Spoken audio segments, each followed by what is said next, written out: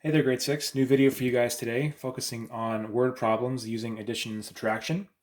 And so our learning target for this lesson is that I can solve one and two-step word problems involving sums and differences using addition and subtraction equations. And so there are a couple of skills you need to have beforehand. One of them is that you can write an equation for finding the total or the difference from the parts given a one-step word problem. You know that the variable in an equation represents an unknown, and that you can solve addition and subtraction equations. So where we're going to start with this stuff today is on a section called Organizing Data. And so since this is word problems, a lot of what we see in this lesson, in this video, is going to be focusing on word problems. And so what it says there is that Kyle spent 25 minutes doing his math homework. He spent 15 more minutes, 15 minutes more working on his science project than on his math project. I guess extra more. Sorry. He spent 15 minutes more on his science project than on his math homework. How much more time did Kyle spend on his science project? And so what I'd like us to do is trying to organize this data using some point form, using a bit of point form. And so if I look over this this stuff, it says 25 minutes math homework, so that becomes my first point. 25 minutes. So what I'm doing is I'm scanning through the word problem, and I'm picking out some key bits of information, which is a good strategy for when you're doing word problems. So 25 minutes on math problems. The second thing is that he spends 15 minutes more on science. So that becomes my second point form part, 15 minutes more.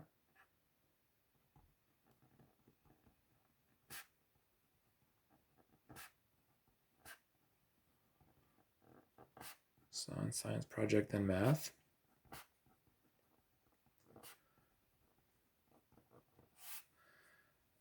And then the third point is that we want to know how much more time did Kyle spend on his science project. That's the last part. So we can say, well, that's going to become X minutes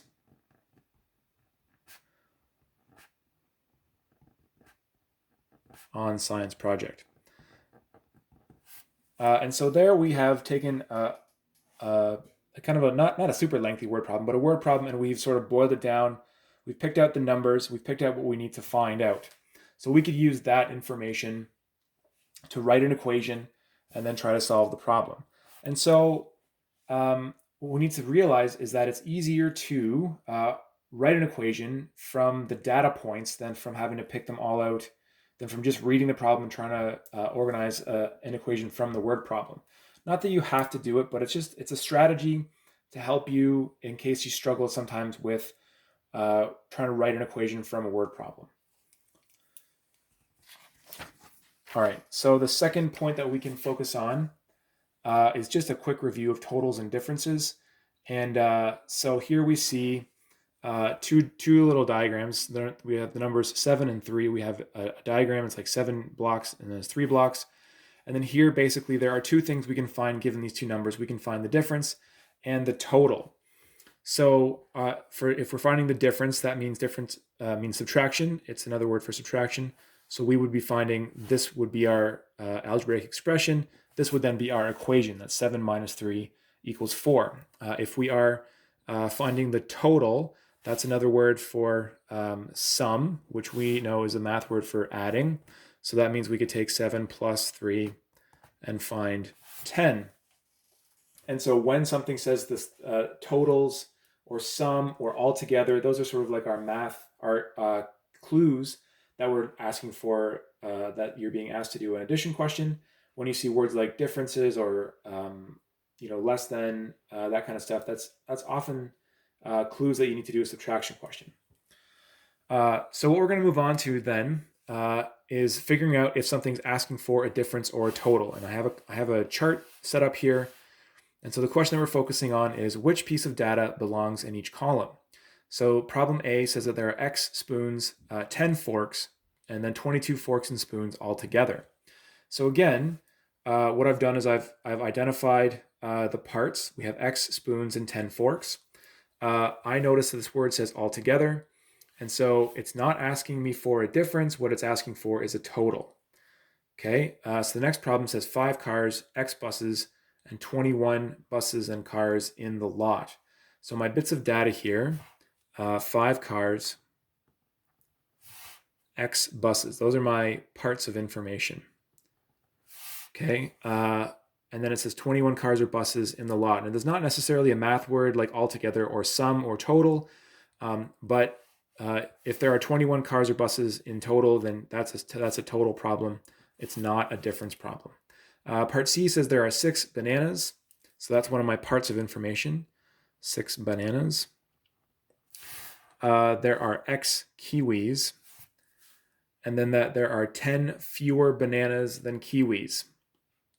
So we would need to use those pieces of information to solve this problem. Fewer often means difference. So this is going to be a difference or a subtraction question. The last problem there says that the cat weighs 7 kilograms, the dog weighs 3 kilograms less, and the dog weighs X kilograms. So, so the cat, 3 kilograms, the dog is X kilograms.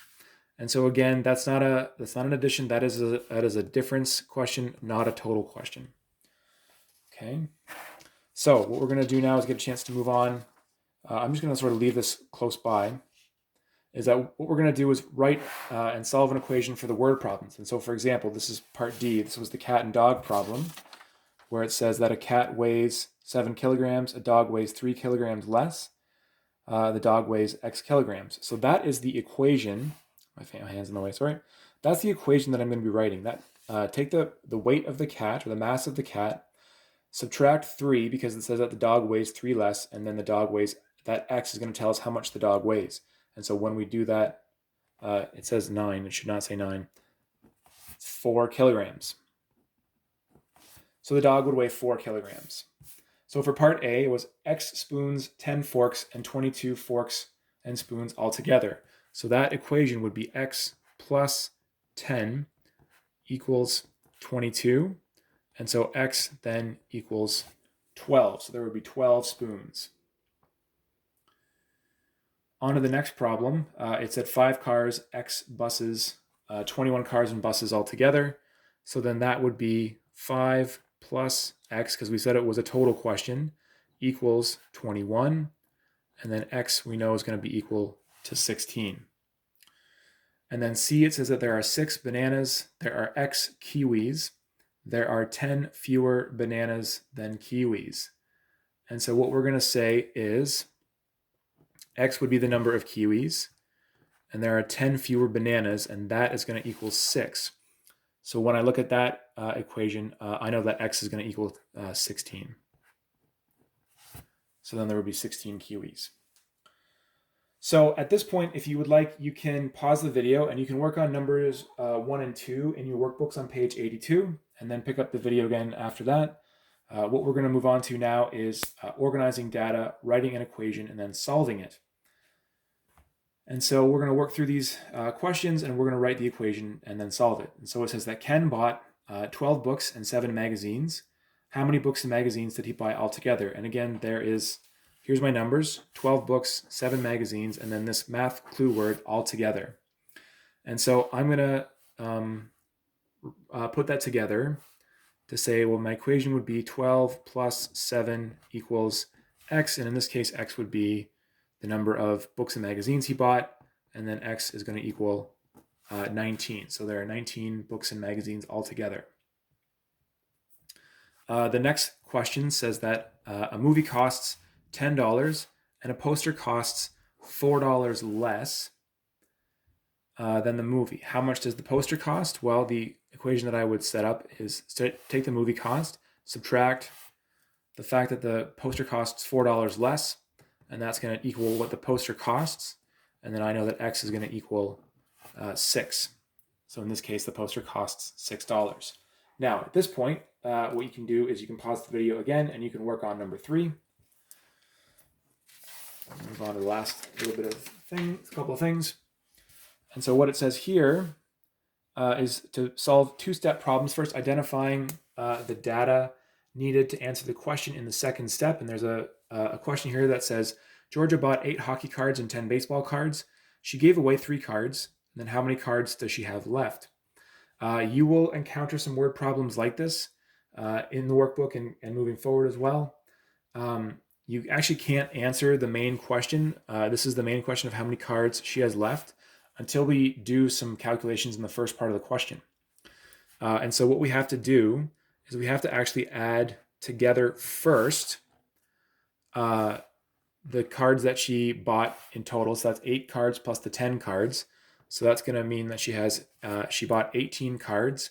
Then it says that she gave 3 of them away. So that's going to we're going to take 3 away from those 18. And then that's going to give us 15. So then this becomes a two-step question. And so I can't answer the second part of the question until I've basically answered the first part. But then I can find out that she has 15 cards left. So at that point, number 4 in the workbook on page 83 also deals with a two-step question or two-step questions. So you can pause it now and work on those ones and then pick it back up after that. And now the last thing that we're going to talk about is two-step problems, just solving them. And it says that there are 29 students in a class. 15 of them have siblings. And then how many more students have siblings than have no siblings? So again, this is a two-step problem. The first part of my problem identified, again, I get the numbers. If we look at phrases like how many more, that usually deals with a subtraction. So I'm going to take 15 away from 29, and I'm going to get 14.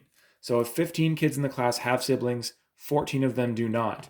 Now, reasonably speaking, this last part of the equation, how many more students have siblings than no siblings, it's 1, but you shouldn't actually need to write down that last part of the equation, that 15 minus 14 equals 1.